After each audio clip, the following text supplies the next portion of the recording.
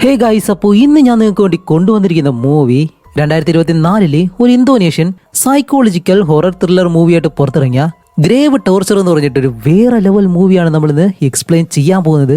Grave torture എന്ന് പറയുമ്പോൾ തന്നെ ആ ഒരു പേരിലുണ്ട്, ശവക്കുഴി ഉണ്ടല്ലോ, അതിനകത്തുള്ള ആ ഒരു പീഡനം അല്ലെങ്കിൽ ഒരു ശിക്ഷ. സത്യം പറയാലോ, ക്ലൈമാക്സിൽ ഈ ഒരു പേരിന് ഒത്ത സീനെ നിങ്ങൾക്ക് കാണേണ്ടി വരും. അതുപോലുള്ള ഒരു മൂവിയാണിത്.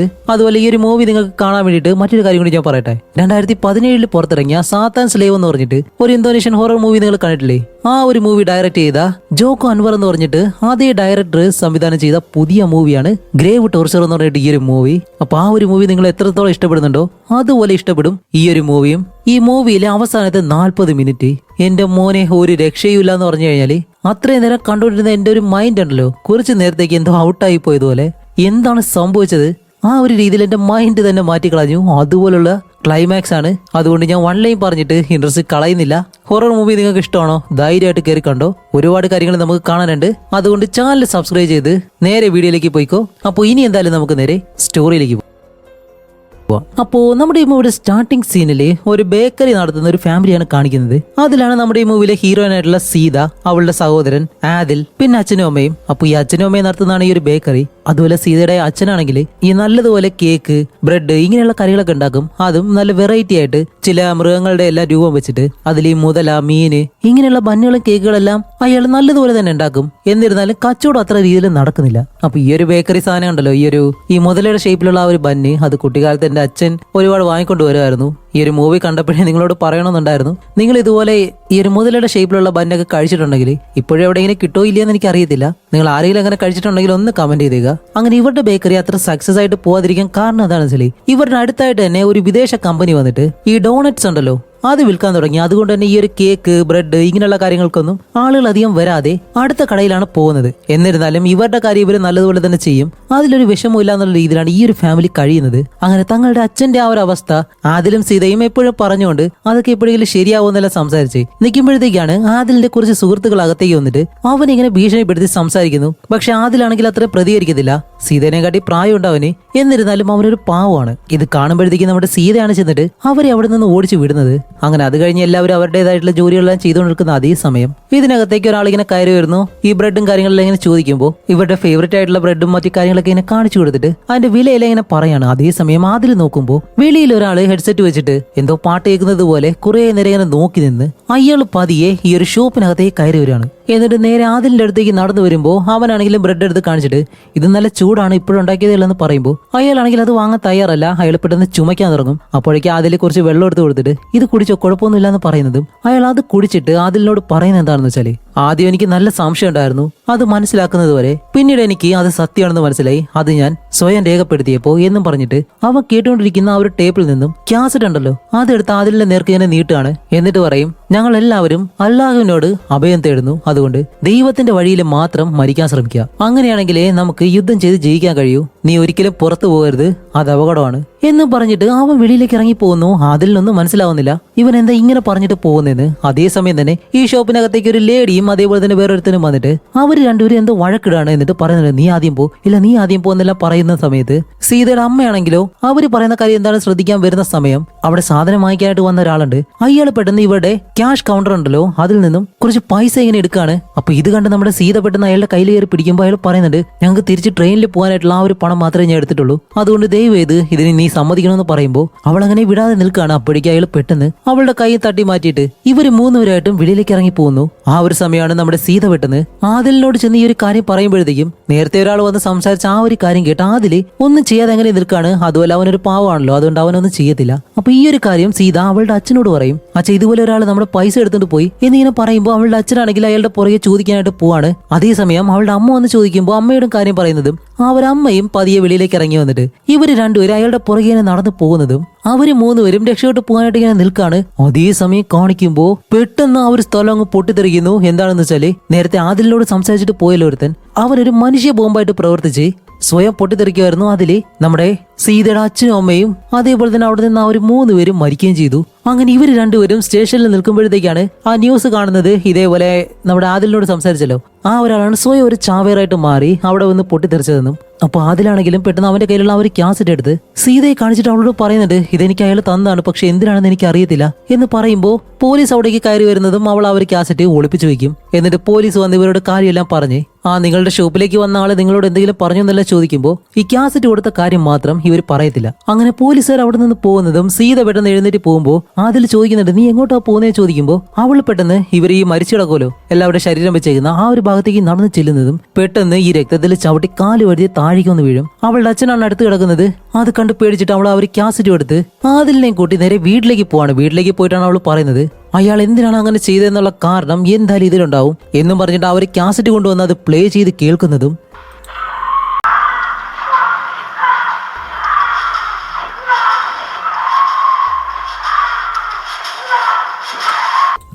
നിങ്ങളിപ്പോ കേട്ടില്ലേ, ഇതുപോലുള്ള ശബ്ദമാണ് ഒരു മനുഷ്യൻ അലറി വിളിക്കുന്ന ശബ്ദം.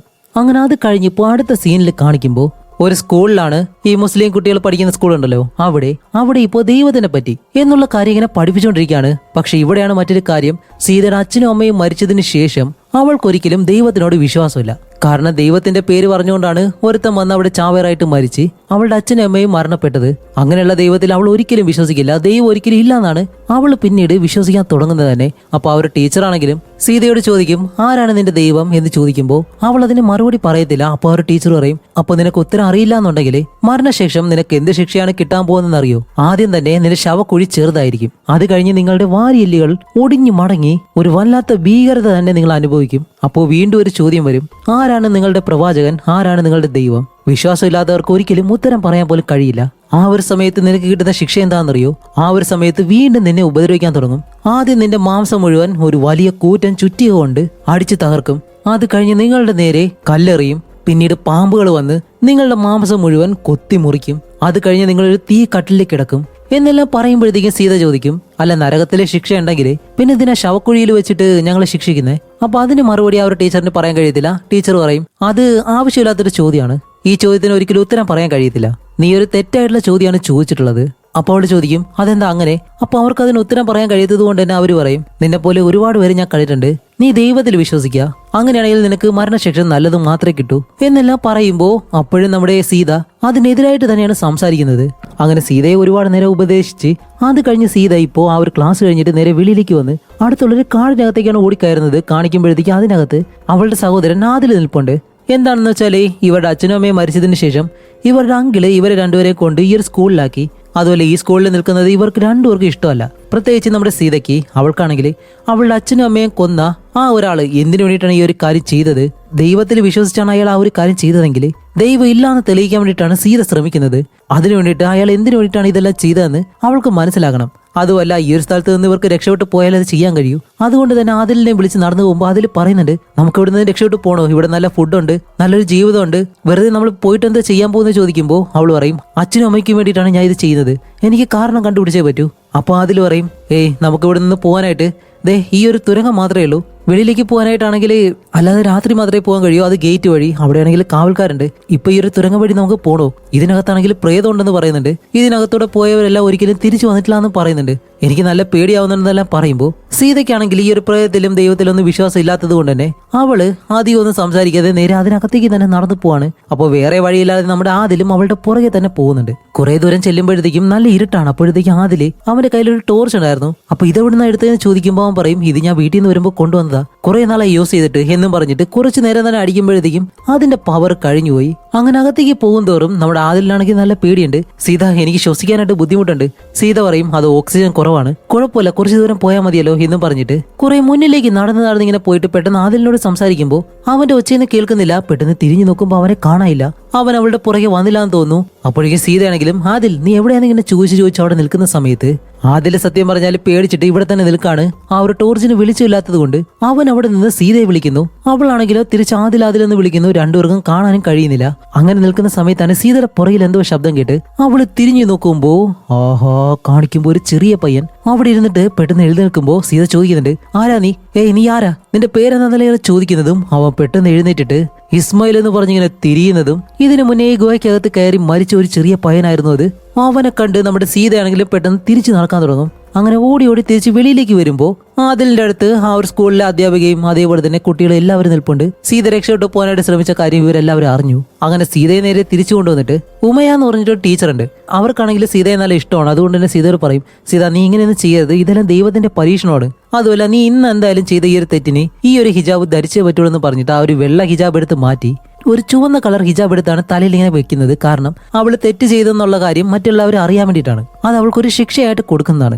അപ്പോൾ നമ്മുടെ സീത പറയും, എന്റെ അച്ഛനും അമ്മയും എനിക്ക് ഒരുപാട് മിസ് ചെയ്യുന്നെന്ന് പറയുമ്പോൾ അവളുടെ വിഷമം കേട്ടിട്ട് ആ ഒരു തുണി എടുത്ത് മാറ്റി ആ ഒരു വെള്ള തുണി തന്നെ തലയിലേക്ക് വെക്കുമ്പോൾ ആ ഒരു പ്രധാന ടീച്ചർ ഉണ്ടല്ലോ അവരിവിടേക്ക് വന്നിട്ട്, നീ എന്തായി ചെയ്യുന്നേ, ആ ഒരു ചുവന്ന ഹിജാബ് തന്നെ ധരിച്ചു കൊടുത്താൽ മതി, കാരണം അവൾ തെറ്റ് ചെയ്തെന്ന് എല്ലാവരും അറിയണമെന്നും പറഞ്ഞ് അത് തന്നെ കെട്ടിക്കൊടുത്തിട്ട് ഇവർ ക്ലാസ് എല്ലാം കഴിഞ്ഞിട്ട് നേരെ ഹോസ്റ്റലിലേക്ക് ഇങ്ങനെ നടന്നു പോവാണ്. പോകുന്ന വഴിക്ക് അവിടേക്കൊരു വണ്ടി പോകുന്നുണ്ട്. അപ്പോൾ സീത ചോദിക്കും, അല്ല ഇത് ആരാന്ന് ചോദിക്കുമ്പോൾ അപ്പോൾ കൂടെയുള്ള ആ ഒരു കൊച്ചു പറയും, ഇതാണ് മിസ്റ്റർ ഇൽഹാം, ഈ സ്കൂളിന്റെ ഉടമസ്ഥനാണ്. അതേപോലെ തന്നെ നമുക്ക് എല്ലാവർക്കും പണം തരുന്നതും ഇദ്ദേഹമാണ്.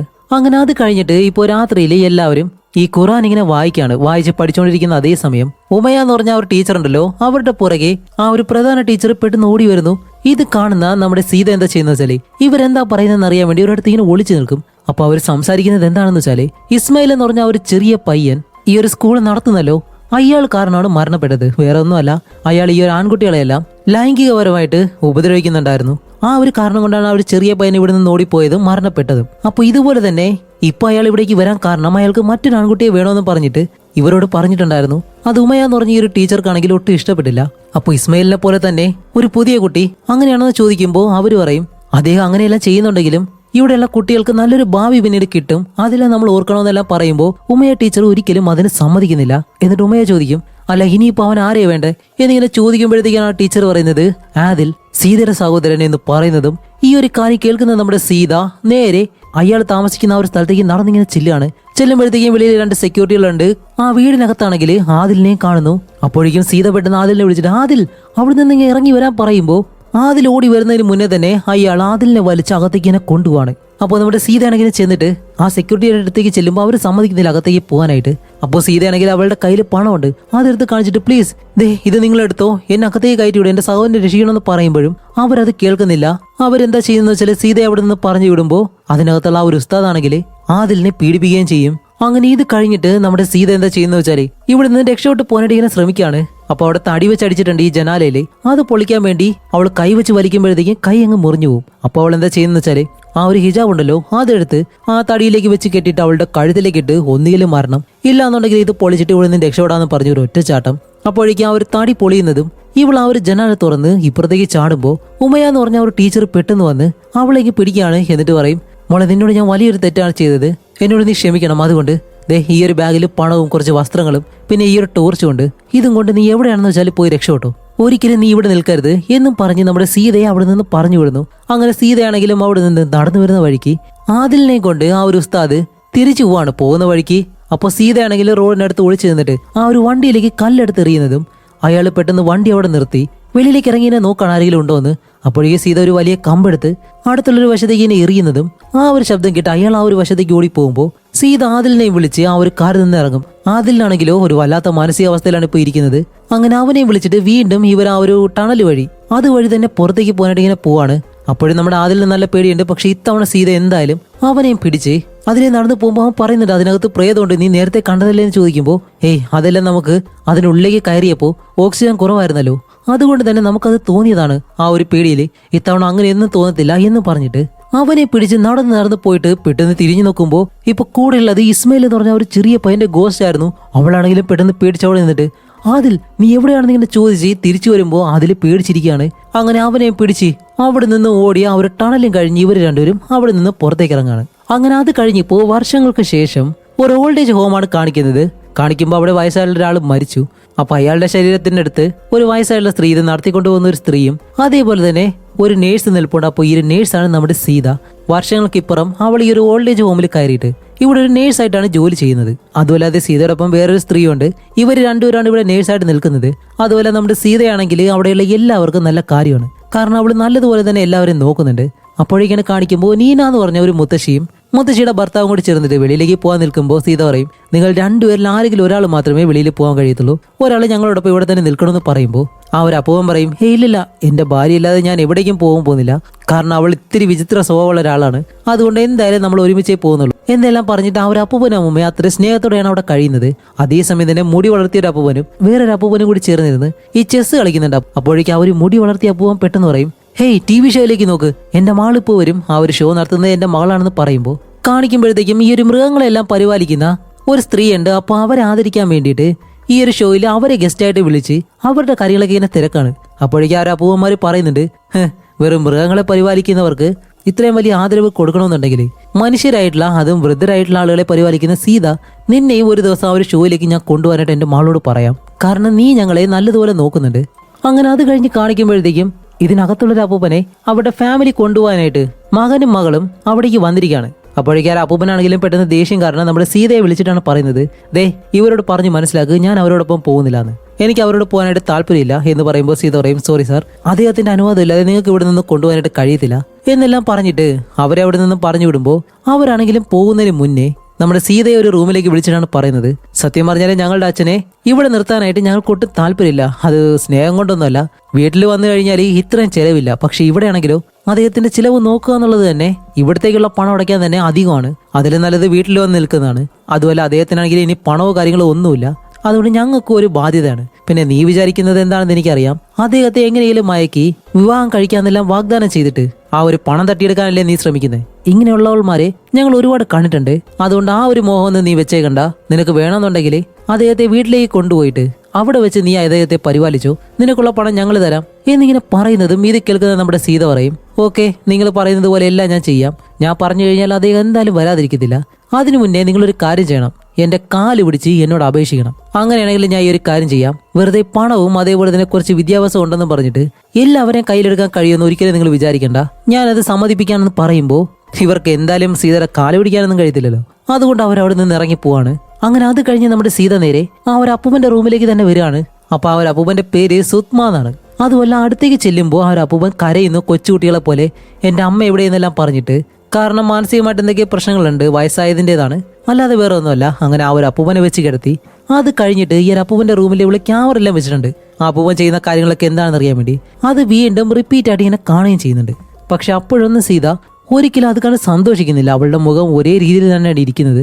അത് കഴിഞ്ഞ് ഈ ഒരു ദൈവത്തെ പറ്റി പറയുമല്ലോ ഉസ്താദുമാരെ, അവരുടെ കുറെ വീഡിയോസ്, അത് കഴിഞ്ഞ് മറ്റൊരു വീഡിയോ കാണുന്നു. അതിൽ പറയുന്നത് എന്താണെന്ന് വെച്ചാൽ നമ്മൾ മരിച്ചു കഴിഞ്ഞാൽ നമ്മളുടെ ഓർമ്മകളുണ്ടല്ലോ, അല്ലെങ്കിൽ ആ ഒരു അവബോധം എന്നെല്ലാം പറയും, അത് ഒരു നിമിഷത്തേക്ക് മാത്രം നിലനിൽക്കും. അപ്പോഴേക്കും നമ്മൾ ജീവിച്ചിരുന്ന സമയത്ത് നമ്മൾ ഏറ്റവും കൂടുതൽ ഓർക്കുന്ന കാര്യം നമ്മുടെ കുറ്റബോധം, പേടി, പശ്ചാത്താപം, ഇങ്ങനെയുള്ള കാര്യങ്ങളെല്ലാം നമുക്ക് വീണ്ടും ഓർമ്മയായിട്ട് ഇങ്ങനെ വരും എന്നുള്ള കാര്യം പറയുന്നൊരു വീഡിയോ. അതുപോലെ തന്നെ ഈ ഭൂതം, പ്രേതം, പിശാച് അല്ലെങ്കിൽ ദൈവം, ഇതിനെല്ലാം കണ്ടിട്ടുള്ളവരുണ്ട്. അതൊക്കെ ഒരു പ്രത്യേക മാനസികാവസ്ഥയിൽ ഈ ഓക്സിജൻ നമുക്ക് കിട്ടാതെ വരുമ്പോൾ നമുക്കൊരു ഭ്രമം ഉണ്ടാവും, അതിലൂടെ ഒരുപാട് പേര് ദൈവത്തിനെല്ലാം കാണുന്നുണ്ടെന്ന് വെറുതെ ചിന്തിച്ച് പറയാറുണ്ട് എന്നുള്ള വീഡിയോയും അവൾ കാണുന്നുണ്ട്. അങ്ങനെ അത് കഴിഞ്ഞ് കാണിക്കുമ്പോൾ ഈ ഒരു ഓൾഡ് ഏജ് ഹോമിൽ മരിച്ച ആ ഒരു അപ്പൂവനുണ്ടല്ലോ, ആ ഒരു അപ്പൂവന്റെ ശരീരം ഇപ്പോൾ കഴുകി വൃത്തിയാക്കി ഒരു വണ്ടിയിൽ നമ്മുടെ സീതയും അതേപോലെ തന്നെ മറ്റൊരുത്തനും കൂടി ചേർന്നിട്ട് കൊണ്ടുപോവാണ് അടക്കം ചെയ്യാൻ വേണ്ടി. കാണിക്കുമ്പോഴത്തേക്കാണ് ആ ഒരു ഡ്രൈവർ വേറെ ആരുമല്ല, അത് സീതയുടെ സഹോദരൻ ആദിലാണ്. ഇവർ രണ്ടുപേരും വർക്ക് ചെയ്യുന്നത് ഈ ഒരു ഓൾഡ് ഏജ് ഹോമിലാണ്. അങ്ങനെ അവിടെ വന്നിട്ട് ആ ഒരു ശവക്കുഴി എടുക്കുന്ന സമയത്താണ് ആദിൽ പറയുന്നത്, മരണശേഷം പീഡിപ്പിക്കപ്പെടുന്നത് ഒരിക്കലും ശരീരമല്ല, അത് ആത്മാവാണ്, അതുകൊണ്ട് നീ ഇത് ചെയ്തിട്ടും വലിയ കാര്യമില്ല എന്ന് പറയുമ്പോൾ അവള് പറയും, പക്ഷെ അവര് പറഞ്ഞത് അങ്ങനെയല്ലല്ലോ, ശരീരവും ആത്മാവും ഒരുപോലെ തന്നെ പീഡിപ്പിക്കപ്പെടുന്നു എന്നാണ്. അപ്പൊ ആദിൽ പറയും, എനിക്കറിയാം നീ വർഷങ്ങളായിട്ട് ഇതിനെപ്പറ്റി ഗവേഷണം നടത്തുകയാണെന്ന്, പക്ഷെ ഇപ്പൊ നീ ചെയ്യാൻ പോകുന്നത് വെറും ഭ്രാന്താണ് സീത എന്നിങ്ങനെ പറയുമ്പോൾ നമ്മുടെ സീത പറയും, ഇല്ല ഒരിക്കലും ഞാൻ ഇത് നിർത്താൻ പോകുന്നില്ല, കാരണം ആളുകൾ വിശ്വസിക്കണം ഏതാണ് സത്യമെന്ന് എന്ന് പറയുമ്പോഴത്തേക്കാണ് സീത ഇപ്പോൾ ഇതുകൊണ്ട് ഉദ്ദേശിക്കുന്നത് എന്താണെന്ന് വെച്ചാൽ അവള് ദൈവത്തിൽ വിശ്വസിക്കുന്നില്ല, അതുകൊണ്ട് തന്നെ ഇതെല്ലാം അന്ധമായിട്ട് വിശ്വസിക്കുന്നവരുണ്ടല്ലോ. ഇപ്പോൾ ദൈവത്തിൽ വിശ്വസിക്കുന്നവരായാലും ഒരു സമയം കഴിഞ്ഞിട്ട് ദൈവത്തിൽ അവർ വിശ്വസിക്കുന്നില്ല എന്നാവുമ്പോൾ അവർക്ക് ലഭിക്കാൻ പോകുന്ന ഒരു ശിക്ഷ എന്താണെന്ന് പറഞ്ഞിട്ടുണ്ട്. ആ ഒരു കുഴി ചെറുതായിരിക്കും, അവരുടെ മാംസം അടിച്ച് തകർക്കും, പാമ്പുകൾ വന്ന് കൊത്തും എന്നിങ്ങനെയെല്ലാം അവളുടെ ടീച്ചർ പറഞ്ഞിട്ടുണ്ടല്ലോ. ആ ഒരു കാര്യങ്ങളാണ് ഇന്തോനേഷ്യൻ വിഭാഗത്തിലുള്ള ആളുകൾ വിശ്വസിക്കുന്നത്. അതേപോലെ ഈ ശവക്കുഴിയിൽ അടക്കം ചെയ്ത ഒരാളുടെ ശബ്ദം റെക്കോർഡ് ചെയ്ത ഒരാളാണ് ആ ഒരു ശബ്ദം കേട്ടതിന് ശേഷം സ്റ്റാർട്ടിംഗ് സീനിൽ ഇവരുടെ ഷോപ്പിലേക്ക് വന്ന് സ്വയം പൊട്ടിത്തെറിച്ച് അവരുടെ അച്ഛനും അമ്മയും മരിക്കുകയും ചെയ്തല്ലോ. ആ ഒരാൾ ചെയ്തതും ഇവരുടെ കയ്യിൽ കൊടുത്ത ആ ഒരു കാസറ്റിൽ ഇവർ പ്ലേ ചെയ്ത് കേട്ടതും എന്താണെന്ന് വെച്ചാൽ ദൈവത്തിൽ വിശ്വസിക്കാത്ത ഒരാളെ മരണശേഷം അയാൾക്ക് കിട്ടുന്ന ആ ഒരു ശിക്ഷ അത് അയാളെ അടക്കം ചെയ്ത ആ ഒരു കുഴിയിൽ വെച്ച് അയാൾ അനുഭവിക്കുമ്പോൾ അയാൾ കരയുന്ന ആ ഒരു ഒച്ചയും കാര്യങ്ങളൊക്കെയാണ് ആ ഒരു കാസറ്റിൽ റെക്കോർഡ് ചെയ്തിട്ടുള്ളത്. അപ്പൊ ഈ ഒരു കാര്യങ്ങളെല്ലാം ദൈവത്തെ വിശ്വസിക്കുന്നവർ ഒരുപാട് അന്ധമായിട്ട് തന്നെ വിശ്വസിക്കുന്നുണ്ട്.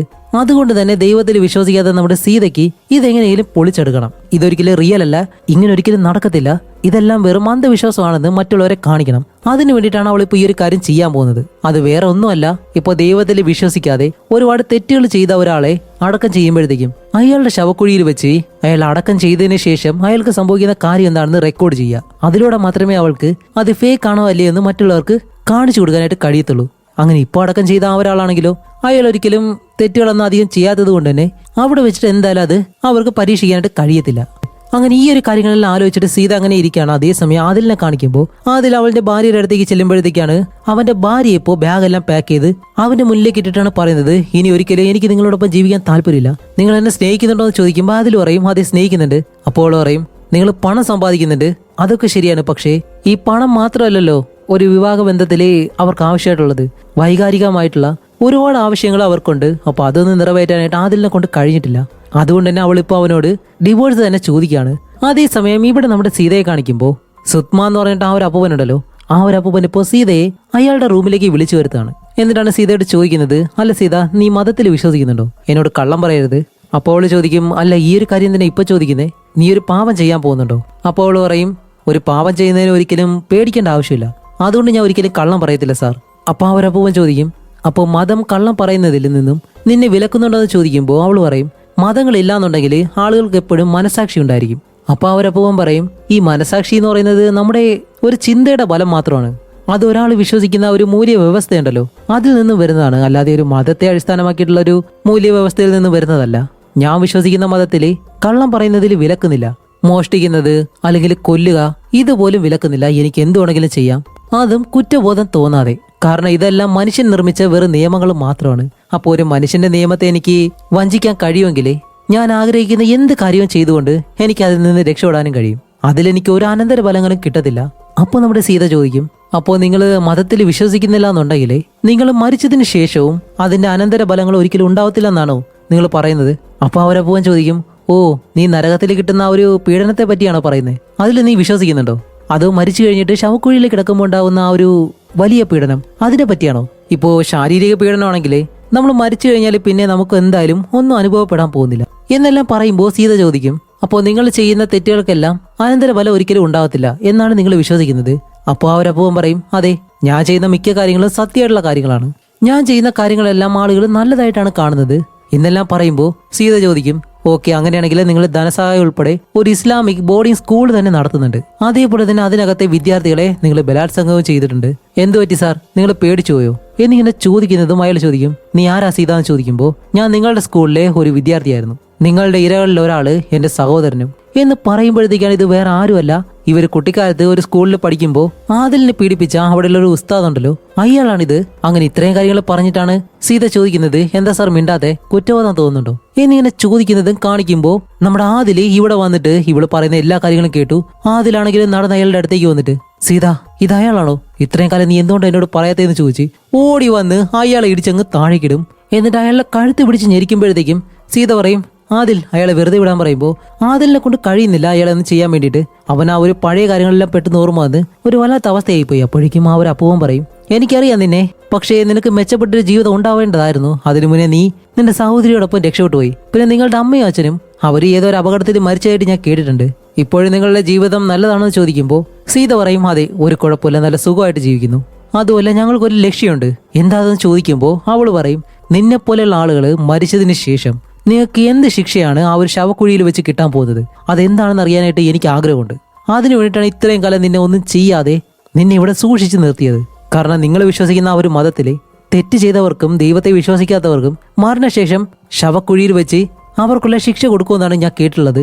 അങ്ങനെയാണെങ്കിൽ നീ ഒരുപാട് തെറ്റുകൾ ചെയ്തിട്ടുണ്ട്, നിനക്ക് ആ ഒരു ശിക്ഷ കിട്ടിയില്ല എന്നുണ്ടെങ്കിൽ നിങ്ങൾ വിശ്വസിക്കുന്ന ആ ഒരു മതം വെറും കെട്ടുകഥകളും മാത്രമാണ്, അല്ലാതെ മറ്റൊന്നുമില്ല എന്നെല്ലാം പറയുമ്പോൾ അയാൾ പറയും, ഓ അങ്ങനെയാണല്ലേ, ശരി അങ്ങനെയാണെങ്കിൽ ഇത്രയും നാള് ഞാൻ നല്ലതുപോലെ തന്നെ ജീവിച്ചു, ഇനി എന്തായാലും നിന്നെ സഹായിക്കാൻ വേണ്ടി ഞാൻ ആ ഒരു കാര്യം ചെയ്യാൻ പോവാണ്, എന്റെ ജീവിതം ഇവിടെ വെച്ച് അവസാനിപ്പിക്കാൻ പോവാണ് എന്നിങ്ങനെ പറയുമ്പോൾ അവിടെയുള്ള എല്ലാ അപ്പൂവന്മാരും അമ്മൂമ്മമാരെല്ലാം ഈ ഒരു റൂമിലേക്ക് വരുന്നതും ഈ ഒരു അപ്പൂപ്പൻ എന്താ ചെയ്തെന്ന് വെച്ചാല് അയാളുടെ കയ്യിലൊരു തോക്കുണ്ട്, അതെടുത്ത് തലയിലേക്ക് വെച്ച് സ്വയം ഷൂട്ട് ചെയ്ത് അവിടെ വെച്ച് മരിക്കുകയും ചെയ്യാണ്.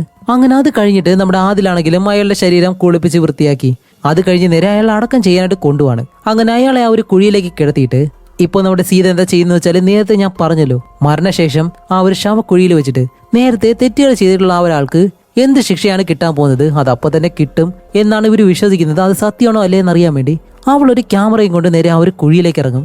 അതുപോലെ അവൾക്ക് ശ്വസിക്കാൻ വേണ്ടിയിട്ട് ഈ ഒരു കുഴിയുടെ മുകളിൽ ഒരു പൈപ്പ് ഇവർ വെച്ചിട്ടുണ്ട്. വെടിയിലാണെങ്കിൽ നമ്മുടെ ആദിലെ ഒരു ദിവസം പൂർണ്ണമായിട്ടും അവൾ എന്തായാലും ആ ഒരു കുഴിയിൽ കിടക്കും. അതിനു വേണ്ടിയിട്ടുള്ള എല്ലാ സെറ്റപ്പുകളും ചെയ്തിട്ടാണ് സീത നേരെ ആ ഒരു കുഴിയിലേക്ക് ഇറങ്ങുന്നത്. അങ്ങനെ സീതയാണെങ്കിൽ ആ ഒരു കുഴിയിൽ കിടക്കുമ്പോൾ അതിൽ ചോദിക്കുന്നുണ്ട്, നിനക്ക് പേടിയുണ്ടോ എന്ന് ചോദിക്കുമ്പോൾ അവൾ പറയും, ഏയ് എനിക്കൊരിക്കലും പേടിയില്ല, ഇത് സത്യം എന്താണെന്ന് കണ്ടുപിടിച്ചിട്ടേ ഞാൻ ഇനിയിപ്പോൾ വരുന്നുള്ളൂ എന്നും പറഞ്ഞ് ആ ഒരു കുഴിയും മൂടി അവള് ക്യാമറ ഓണാക്കി അങ്ങനെ കിടക്കാണ്. അതിലാണെങ്കിൽ മുകളിൽ തന്നെ കാവലിനിരിക്കുന്നുണ്ട്. അങ്ങനെ ഇരിക്കുന്ന സമയത്ത് ഒരു പാമ്പ് പതിയെ ഇഴഞ്ഞ് ഈ ഒരു കുഴിയിലേക്ക് ഇറങ്ങാനായിട്ട് ഇങ്ങനെ പോവും. പക്ഷെ അതിനു മുന്നേ അതിനെ ഓടിച്ചങ്ങ് വിടുകയും ചെയ്യുന്നു.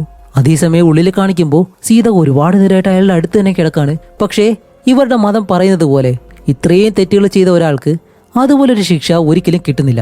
അല്ലാന്നുണ്ടെങ്കിൽ അയാളുടെ ആത്മാവിനാണെങ്കിൽ ആ ഒരു ശിക്ഷ കിട്ടിക്കഴിഞ്ഞാലേ അയാൾ ആ ഒരു നരകവേദന അനുഭവിച്ച് കരയോലോ, ആ ഒരു ശബ്ദം പോലും കേൾക്കുന്നില്ല. പക്ഷെ അങ്ങനെ പോലും ഇവിടെ സംഭവിക്കുന്നില്ല. അങ്ങനെ അടുത്ത ദിവസം നമ്മുടെ സീത ഒരു കുഴിയിൽ നിന്ന് മുകളിലേക്ക് വന്നിട്ട് അവൾ വിശ്വസിച്ചതുപോലെ തന്നെ ഒരിക്കലും ദൈവവും ഇല്ല, ഈ മതത്തിൽ വിശ്വസിക്കുന്ന എല്ലാവരും അന്ധമായിട്ടും വെറുതെ ഇതുപോലെയുള്ള കാര്യങ്ങൾ വിശ്വസിക്കുകയാണ് എന്നുള്ള കാര്യം ഇനി എന്തായാലും ഈ ഒരു തെളിവ് വെച്ച് അവൾക്ക് മറ്റുള്ളവരിലേക്ക് എത്തിക്കണം. അതിനു വേണ്ടിയിട്ട് ആ ഒരു മുടിയനായിട്ടുള്ള അപ്പൂവനുണ്ടല്ലോ, ആ ഒരു അപ്പൂവന്റെ മകളാണെങ്കിൽ TV ഷോ നടത്തല്ലേ, അതിലേക്ക് പോകാനായിട്ട് നമ്മുടെ സീത ഇങ്ങനെ റെഡി ആവുകയാണ്. അങ്ങനെ ഇത്തവണയെ അവള് വാഷിംഗ് മെഷീനിലെടുത്ത് ഈ തുണിയെല്ലാം കഴുകിക്കൊണ്ട് നിൽക്കുന്ന അതേ സമയം അതിലൊരു മെഷീൻ മാത്രം താനെ ഇങ്ങനെ പ്രവർത്തിക്കുന്നു. അപ്പോൾ അവള് സ്വിച്ചിൽ ഞെക്കിയിട്ടും അത് ഓഫ് ആവുന്നില്ല. അതുകൊണ്ട് തന്നെ അതിന്റെ വയറ് അവൾ ഊരി അങ്ങ് വിടും.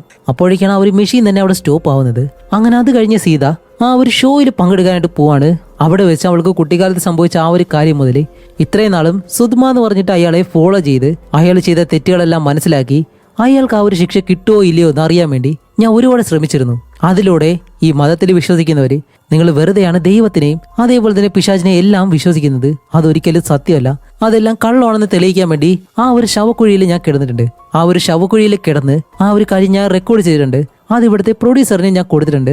അത് പ്ലേ ചെയ്യാനായിട്ട് പറയുമ്പോഴത്തേക്കും അവരാണെങ്കിൽ അവൾ കൊടുത്ത ആ ഒരു കാർഡ് വെച്ച് അതിങ്ങനെ പ്ലേ ചെയ്ത് കാണിക്കുമ്പോൾ അതിനകത്ത് നമ്മുടെ സീത റെക്കോർഡ് ചെയ്ത കാര്യങ്ങളെല്ലാം കാണുന്നത് പകരം ഇതേപോലെ ശിക്ഷ കിട്ടിയ ഒരാൾ അലറി വിളിക്കുമ്പോഴത്തേക്കും ഉണ്ടാവുന്ന ഒരു ശബ്ദം ഉണ്ടല്ലോ, ആ ഒരു ശബ്ദമാണ് കേൾക്കുന്നത്. ഇത് കേൾക്കുമ്പോഴത്തേക്കും സീത പെട്ടെന്ന് എഴുന്നേറ്റ് അയാളുടെ അടുത്ത് ഇരുന്നിട്ട്, ഏയ് നിങ്ങളെന്താ കളിക്കുവാണോ? ഞാൻ തന്ന വീഡിയോ തന്നെയാണ് നിങ്ങൾ പ്ലേ ചെയ്യുന്നത്. ഇവിടെ കാണിക്കാൻ താല്പര്യമില്ലാന്നുണ്ടെങ്കിൽ ഞാൻ മറ്റെവിടെയെങ്കിലും അത് കാണിച്ചോളാം, ഇല്ലാതെ ഇത് മാറ്റി കാണിക്കേണ്ട ആവശ്യമില്ല എന്നെല്ലാം പറയുമ്പോൾ അയാൾ പറയും, ഹേയ് നിങ്ങൾ കൂടുതൽ സംസാരിക്കാതെ, നിങ്ങൾ തന്നത് തന്നെയാണ് ഞങ്ങൾ ഇവിടെ പ്ലേ ചെയ്തിട്ടുള്ളത്, ഞങ്ങളൊന്നും മാറ്റിയിട്ടില്ല എന്നും പറഞ്ഞ ആ ഒരു കാർഡ് കാണിക്കുമ്പോൾ അത് സത്യം തന്നെയാണ്. അങ്ങനെ ഇതും കൂടി ആകുമ്പോഴത്തേക്കും അവിടെ ആ ഒരു ഓഡിയൻസ് ആയിട്ടിരിക്കുന്ന ആളുകളിൽ ഒരാൾ എഴുന്നേറ്റ് മതത്തെ ചോദ്യം ചെയ്യാനായിട്ട് നിങ്ങൾക്ക് എത്ര ധൈര്യമുണ്ട് എന്നെല്ലാം പറഞ്ഞ് അവളെ വഴക്ക് പറയാനായിട്ട് തുടങ്ങാണ്. അങ്ങനെ അത് കഴിഞ്ഞിട്ട് നമ്മുടെ സീത നേരെ ആദിലിന്റെ അടുത്തേക്ക് വന്ന് അവനോട് ചോദിക്കും, നീ എന്താ ചെയ്തേ? ആ ഒരു കാർഡ് നീ എന്തിനാ മാറ്റിയെന്ന് ചോദിക്കുമ്പോൾ അവൻ പറയും, നീ ഈ ചെയ്യുന്നതെല്ലാം തെറ്റാണ്, എന്നെ ഇതിലേക്കിട്ട് വലിച്ചഴക്കാനായിട്ട് ഞാൻ ഒരിക്കലും സമ്മതിക്കില്ല, അതുമല്ല നീ ഇതെല്ലാം ചെയ്യുന്നത് നിനക്ക് വേണ്ടിയിട്ട് മാത്രമാണ്, ആ സത്യങ്ങൾ കണ്ടുപിടിക്കാൻ വേണ്ടി എന്ന് പറയുമ്പോൾ അവള് പറയും, ഒരിക്കലുമല്ല, നിനക്ക് വേണ്ടി എന്റെ അച്ഛനും അമ്മയും മരിച്ചത് ഈ ഒരു മതത്തിൽ വിശ്വസിച്ച ഒരാൾ കാരണമാണ്. അതുകൊണ്ട് ഈ ഒരു മതത്തിൽ വിശ്വസിക്കുന്നത്, ദൈവത്തിൽ വിശ്വസിക്കുന്നത് അതെല്ലാം തെറ്റാണെന്ന് എനിക്ക് മറ്റുള്ളവരെ ബോധ്യപ്പെടുത്തണം. അതുമല്ല നിനക്ക് വേണ്ടി, നിന്റെ നീതിക്ക് വേണ്ടി ഇതെല്ലാം മറ്റുള്ളവരെ അറിയണം, അതിനു വേണ്ടിയിട്ടാണ് ഞാൻ ഇതെല്ലാം ചെയ്തതെന്ന് പറയുമ്പോൾ അവൻ പറയുന്നത് എന്താണെന്ന് വെച്ചാൽ ഇതെല്ലാം ചെയ്തത് അവൾക്ക് വേണ്ടിയിട്ട് തന്നെയാണെന്നാണ്.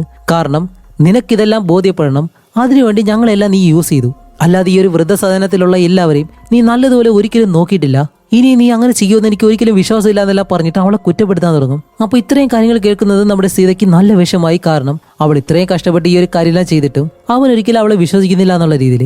അങ്ങനെ അവൾ അത് ആലോചിച്ച് റൂമിൽ കിടക്കുന്ന സമയത്ത് നേഴ്സ് സീത എന്ന് പറഞ്ഞൊരു വിളി വേറെ ആരുമല്ല മരിച്ച സുത്മ എന്ന് പറഞ്ഞിട്ട് ആ ഒരു അപ്പൂപ്പന്റെ ശബ്ദമാണ് കേൾക്കുന്നത്.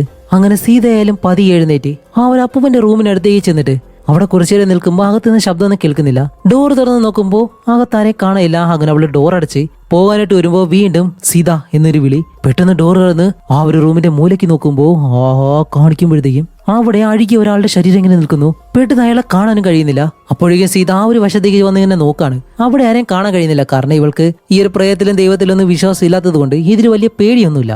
അങ്ങനെ അവൾ തിരിഞ്ഞു നിൽക്കുന്ന സമയത്ത് വീണ്ടും ആ ഒരു ജനാലയുടെ കർട്ടനുള്ളിലൂടെ ഒരു കൈ വന്നിട്ട് ഹേയ് സീത ഇതിങ്ങനെ വിളിക്കുമ്പോൾ അവൾ അവിടേക്ക് വന്ന് നോക്കുമ്പോൾ വീണ്ടും അതിനെ കാണാനില്ല. വീണ്ടും പെട്ടെന്ന് പുറകിൽ നിന്നൊരു ശബ്ദം, അതും കബോർഡിന് മുകളിൽ നിന്നും. നഴ്സ് സീത എന്നും പറഞ്ഞിട്ട് അവൾ പെട്ടെന്ന് തിരിഞ്ഞു നോക്കുമ്പോൾ അവിടെ ഒരു രൂപ നിൽക്കുന്നു. അവൾക്ക് എന്താണെന്ന് അറിയാൻ കഴിയുന്നില്ല. അങ്ങനെ നോക്കുമ്പോൾ ആ ഒരു രൂപം അടുത്തേക്ക് ഇങ്ങനെ കൈ ചൂണ്ടി കാണിക്കുന്നതും അവിടെ ഒരു അമ്മ വന്ന് നിൽക്കാണ്. ഈ അമ്മയുടെ പേര് നീന എന്നാണ്. ഇതിനു മുന്നേ കാണിച്ചിരുന്നല്ലോ, നല്ലതുപോലെ സ്നേഹിക്കുന്ന ഒരു ഭാര്യയും ഭർത്താവും നീന എന്ന് പറഞ്ഞ ഈ ഒരു അമ്മൂമ്മയും വേറൊരു അപ്പൂപ്പനും. അപ്പൊ ആ ഒരു അമ്മൂമ്മയാണ്. അപ്പോ സീത വന്നിട്ട് അല്ല എന്തു പറ്റി ഇവിടെ വന്ന് ഈ ഒരു രാത്രിയിൽ നിൽക്കുന്ന എന്താന്ന് ചോദിക്കുമ്പോൾ ആ ഒരു അമ്മൂമ്മ പറയും, എന്റെ ഭർത്താവ് എന്നെ ചതിച്ചു, അയാൾ വേറൊരു സ്ത്രീയായിട്ട് എന്നെ ചതിക്കാണ് ചെയ്യുന്നതെന്ന് പറയുമ്പോൾ സീത പറയും, ഹേയ് അങ്ങനെയൊന്നും ഉണ്ടാവത്തില്ല, അത് ചിലപ്പോൾ നിങ്ങൾക്ക് തോന്നുന്നതായിരിക്കും എന്ന് പറയുമ്പോൾ ആ ഒരു അമ്മൂമ്മ പറയും, ദേ ആ ഒരു റൂമിൽ പോയി നോക്ക്, ആ ഒരു മുറിയിൽ അവരുണ്ട് എന്നിങ്ങനെ പറയുന്നതും നമ്മുടെ സീത നേരെ ആ ഒരു മുറിയിലേക്ക് ചെന്ന് ഡോർ തുറന്ന് നോക്കുമ്പോഴത്തേക്കാണ് ഇവിടെ മറ്റൊരു നേഴ്സ് ഉണ്ടല്ലോ, ആ ഒരു സ്ത്രീയെ ഒരു അപ്പൂപ്പനുമായിട്ട് കുറച്ച് റൊമാൻറ്റിക് ആയിട്ടിരിക്കുന്നു. അപ്പൊ ഇത് കാരണമാണ് ആ ഒരു അമ്മൂമ്മ അങ്ങനെ പറഞ്ഞത്. അതേസമയം തന്നെ കാണിക്കുമ്പോൾ ആ ഒരു രണ്ടാമത്തെ നേഴ്സ് ഉണ്ടല്ലോ, അവരുടെ ഒരു കാല് ചെറിയ കാലാണ്, മറ്റൊരു കാല് നോർമലായിട്ടുള്ള അവസ്ഥയിലും. അങ്ങനെ ഈ ഒരു അപ്പൂപ്പനായാലും പെട്ടെന്ന് വെളിയിലേക്ക് വന്നിട്ട് അവരുടെ ഭാര്യയോട് സോറി എല്ലാം പറയുമ്പോൾ അവർ കേൾക്കുന്നില്ല. അവർ നല്ലതുപോലെ ഇയാളെ വഴക്ക് പറയുന്നുണ്ട്. കാരണം ഇത്രയും വർഷം 50 വർഷത്തോളം ഇവർ ഒരുമിച്ച് ജീവിച്ചിട്ട് ഇയാൾ ഇങ്ങനെ ഒരു കാര്യം ചെയ്യുമെന്ന് ആ ഒരു അമ്മൂമ്മ ഒരിക്കലും പ്രതീക്ഷിച്ചില്ല. അതുകൊണ്ട് തന്നെ നല്ല ദേഷ്യമുണ്ട്. അപ്പോഴേക്കും സീത ആ ഒരു അപ്പൂപ്പനെ സമാധാനിപ്പിച്ചിട്ട് എന്തായാലും നിങ്ങൾ ഈ ഒരു രാത്രി എന്തായാലും നിങ്ങളുടെ ഭാര്യ ഒറ്റയ്ക്ക് കിടക്കട്ടെ, അവർക്ക് കുറച്ച് സമയം കൊടുക്ക് എന്ന് പറയുമ്പോൾ അവരപ്പവും പറയുന്നുണ്ട്, ഇല്ല എന്റെ ഭാര്യ കുറച്ച് വിചിത്രമായിട്ടാണ് പെരുമാറുന്നത്, നിങ്ങൾക്കറിയത്തില്ല, ഞാൻ അവളോടൊപ്പം തന്നെ വേണമെന്ന് പറയുമ്പോൾ സാരമില്ല ഇന്നൊരു രാത്രി മാത്രം നിങ്ങൾ സുദ്മയുടെ റൂമിൽ കിടന്നോ എന്ന് പറയുമ്പോൾ അപ്പൂപ്പൻ ചോദിക്കും, മരിച്ച ആളുടെ മുറിയിൽ ഞാൻ എങ്ങനെ കിടക്കുന്നേ? അപ്പോൾ സീത പറയും, ഇവിടെയുള്ള ഓരോ മുറികളിലും ഇതിനു മുന്നേ ഒരുപാട് പേര് മരിച്ചിട്ടുണ്ട്, അതുകൊണ്ട് ഇതൊന്നും സാധാരണ അല്ല എന്നും പറഞ്ഞ് ആ ഒരു അപ്പൂപ്പനെ ആ ഒരു മുറിയിലേക്ക് കൊണ്ടുപോവാണ്. അങ്ങനെ അത് കഴിഞ്ഞിട്ട് ഈ ഒരു അമ്മൂമ്മയെ കാണിക്കുമ്പോഴത്തേക്കാണ് അമ്മൂമ്മ ഇപ്പോൾ അമ്മൂമ്മയുടെ മുറിയിലേക്ക് വരുന്ന സമയത്ത് അമ്മൂമ്മ ആ ഒരു ഡ്രസ്സിലൂടെ തന്നെ മൂത്രം ഒഴിക്കുന്നു, അതേപോലെ തന്നെ പെട്ടെന്ന് ഛർദ്ദിക്കുകയും ചെയ്യാണ്. അത് കഴിഞ്ഞ് ഈ ഒരു കേടായ വസ്ത്രം ഉണ്ടല്ലോ അതും എടുത്ത് ഈ വാഷ് ചെയ്യുന്ന ആ ഒരു സ്ഥലത്തേക്ക് ചെന്നിട്ട് നമ്മുടെ ഹീറോയിൻ നേരത്തെ നിന്നപ്പോഴത്തേക്കും കേടായിട്ടുള്ളൊരു വാഷിംഗ് മെഷീനില്ലേ താനെ കറങ്ങുന്ന, അതിന്റെ വയറെടുത്ത് കുത്തി ആ ഒരു മെഷീനിലേക്ക് തുണിയും എടുത്തിട്ട് അതേപോലെ തന്നെ കയ്യിലുള്ള ആ ഒരു വിവാഹ മോതിരമുണ്ട് അതും എടുത്തങ്ങ് ഊരിയിടും. കുറച്ച് കഴിയുമ്പോഴത്തേക്കാണ് അമ്മ മനസ്സിലാക്കുന്നത് മോതിരം ഇതിനകത്തായിപ്പോയെന്ന്. അങ്ങനെ ആ ഒരു മെഷീൻ വീണ്ടും തുറന്ന് തുണിയെല്ലാം എടുത്ത് നല്ലതുപോലെ നോക്കുമ്പോൾ മോതിരം കാണയില്ല.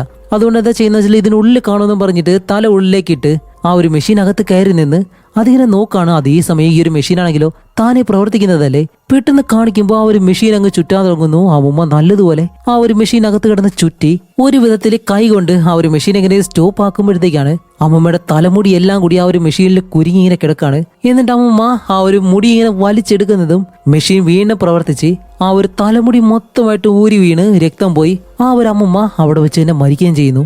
അങ്ങനെ ഈ ഒരു കാര്യം കാണുന്നതും ആ ഒരു അപ്പൂപ്പനായാലും നല്ല വിഷമായി പെട്ടെന്ന് പോവാൻ കരയാണ്. ഞാൻ നിന്നോട് പറഞ്ഞതാണ് അവള് കുറച്ച് വിചിത്രമായിട്ട് പെരുമാറുമെന്ന്, അവളോടൊപ്പം ഞാൻ തന്നെ നിൽക്കണമായിരുന്നു എന്നെല്ലാം പറഞ്ഞ് നമ്മുടെ സീതയെ ഒരുപാട് വഴക്ക് പറയുന്നുണ്ട്. അതേസമയം നേഴ്സ് സീത എന്ന് പറഞ്ഞ് വീണ്ടും ഒരു ശബ്ദം കേൾക്കുന്നു. ആ മരിച്ച അപ്പൂപ്പനായിരുന്നു അത്.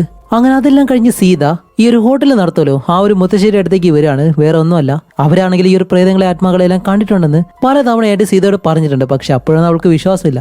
അതുകൊണ്ട് അത് സത്യമാണോ ഇല്ലയെന്ന് അറിയാൻ വേണ്ടി അതൊന്ന് ചെയ്ത് നോക്കാനായിട്ട് ഇവരോട് ആവശ്യപ്പെടും. അപ്പൊ ഈ ഒരു മുത്തശ്ശിയാണെങ്കിലും ഇപ്പൊ മരിച്ചു പോയിട്ടുള്ള നാനി എന്ന് പറഞ്ഞ ഒരു മുത്തശ്ശിയുടെ ഭർത്താവ്, അതേപോലെ തന്നെ ആ മുടിയൻ അപ്പൂപ്പൻ, പിന്നെ വേറൊരു അപ്പൂപ്പൻ, ഇവർ 4 പേരും കൈ പിടിച്ചിട്ട് ഒരു റൂമിനകത്ത് കർട്ടനെല്ലാം മൂടി ഇരുട്ടാക്കി മെഴുകുതിരിയെല്ലാം കത്തിച്ച് ഈ ആത്മാക്കളെ വിളിക്കാനായിട്ട് ഇങ്ങനെ ഇരിക്കുകയാണ്. അതുമല്ല നമ്മുടെ സീതയോട് പറയും, നീന എന്ന് പറഞ്ഞ ആ ഒരു സ്ത്രീ മരിക്കാൻ കാരണം നീയാണ്, അതുകൊണ്ട് നീ തന്നെ ഇവിടേക്ക് വന്നിരിക്കണമെന്ന് പറഞ്ഞിട്ട് അവളെയും അവിടേക്ക് പിടിച്ചിരുത്തി ആ ഒരു അമ്മൂമ്മ ഈ ആത്മാക്കളെ വിളിക്കാണ്. മരിച്ചുപോയിട്ടുള്ള ഒരുപാട് ആളുകളെ അങ്ങനെ വിളിച്ചിട്ട് നിങ്ങൾ ഇവിടെ ഉണ്ടെങ്കിൽ ഇപ്പൊ മുന്നിലേക്ക് വരണമെന്നല്ല ഇങ്ങനെ പറഞ്ഞ് അവർ ഒരുപാട് നേരം ഈ ആത്മാക്കളെ വിളിക്കുന്ന സമയത്ത് നാനി എന്ന് പറഞ്ഞ ഒരു മുത്തശ്ശിയുടെ ആത്മാവ് ഈ ഒരു സ്ത്രീയുടെ ശരീരത്തിലേക്ക് കയറുന്നു. അപ്പോഴേക്കും ആ ഒരു അപ്പൂപ്പൻ അവരെ കാണാൻ കഴിയും. അതുമല്ല ആ നാനി എന്ന് പറഞ്ഞ ഒരു അമ്മൂമ്മയുടെ ആത്മാവ് ഇപ്പോ അപ്പോഴേക്കും ഒരു അപ്പൂപ്പൻ പറയും, പ്ലീസ് നാനി നീ തിരിച്ചു വരണം, എനിക്ക് നിന്നെ കണ്ടേ പറ്റൂ, ഞാനിപ്പോ എന്താ ചെയ്യേണ്ടതെല്ലാം ചോദിക്കുമ്പോൾ ആ ഒരു മുത്തശ്ശി പറയും, അങ്ങനെയാണെങ്കിൽ നിങ്ങൾ ആരോടൊപ്പമാണോ ഏത് സ്ത്രീയോടൊപ്പമാണോ ഇരുന്നത് അവളെ നീ കൊല്ലണം, എന്നാലേ എനിക്ക് സമാധാനാവൂ, എന്നാലേ ഞാൻ നിന്നെ കാണത്തുള്ളൂ എന്നിങ്ങനെ പറയുന്നതും ആ അപ്പൂപ്പൻ അതിന് സമ്മതിക്കുമ്പോൾ നമ്മുടെ സീത പറയും, ഹേയ് മാഡം ഇതൊന്നും ഒരിക്കലും ശരിയല്ല എന്നിങ്ങനെ പറയുമ്പോൾ ആ ഒരു അമ്മൂമ്മ പറയും, നിനക്കിതൊന്നും കാണാൻ കഴിയുന്നില്ലല്ലേ, നീ ഇപ്പോ എന്താ ചെയ്യണമെന്നറിയോ, നീ വിശ്വസിക്കണം, ഇതെല്ലാം സത്യമാണെന്ന് നീ വിശ്വസിച്ചുകൊണ്ട് നിന്റെ കണ്ണുകൾ പാതി അടയ്ക്കണമെന്ന് പറഞ്ഞിട്ട് എല്ലാവരും ആ ഒരു കാര്യം വീണ്ടും റിപ്പീറ്റ് ആയിട്ട് നീ വിശ്വസിക്കണം എന്നിങ്ങനെ പറഞ്ഞുകൊണ്ടേയിരിക്കുമ്പോൾ സീതയാണെങ്കിലും അത് വിശ്വസിച്ച് കണ്ണടച്ച് പതിയെ ഇങ്ങനെ കണ്ണു തുറന്ന് വലതുവശത്തേക്ക് നോക്കുന്നതും അവളുടെ അടുത്ത് തന്നെ ഇരിക്കുന്നു നാനി എന്ന് പറഞ്ഞ ഒരു മുത്തശ്ശി.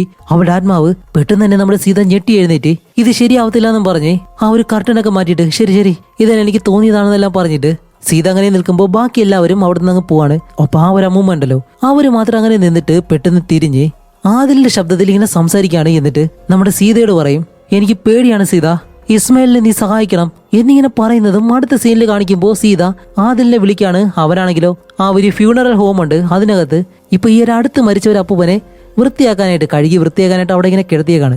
അപ്പോഴേക്കും ആദിൽ പെട്ടെന്ന് ഫോൺ എടുത്ത് സീതയോട് ഇങ്ങനെ സംസാരിക്കും. എന്തേ വിളിച്ചതെന്ന് ചോദിക്കുമ്പോൾ അവൾ പറയും, അല്ല നീ ഇപ്പൊ എവിടെയാ? ഫ്യൂണറൽ ഹോമിലാണ്. എന്തു പറ്റി? ഒന്നുമില്ലാന്ന് പറഞ്ഞ് അവൾ ഫോണും കട്ട് ചെയ്യുക. അവന് കുഴപ്പമൊന്നുമില്ലാന്ന് അറിഞ്ഞിട്ട് അങ്ങനെ അവനാണെങ്കിലും ഇയാളെ കഴുകാൻ വേണ്ടിയിട്ട് അവന്റെ ഫോണിലെടുത്ത് കബോർഡിലേക്ക് വെക്കാനായിട്ട് വന്ന് ആ ഒരു കബോർഡിൽ നോക്കുമ്പോൾ ഇവൻ തന്നെയാണ് ആ ഒരു കാർഡുണ്ടല്ലോ, ഇവര് വീഡിയോ റെക്കോർഡ് ചെയ്ത ആ ഒരു കാർഡ് മാറ്റി വെച്ചത് ഇവൻ തന്നെയാണ്.